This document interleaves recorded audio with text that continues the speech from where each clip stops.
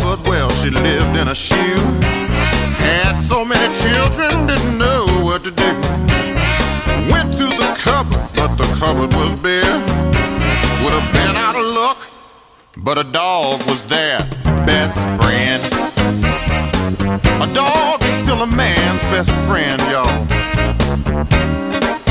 Well, I've said it before and I'll say it again. You know a dog is still a man's best friend.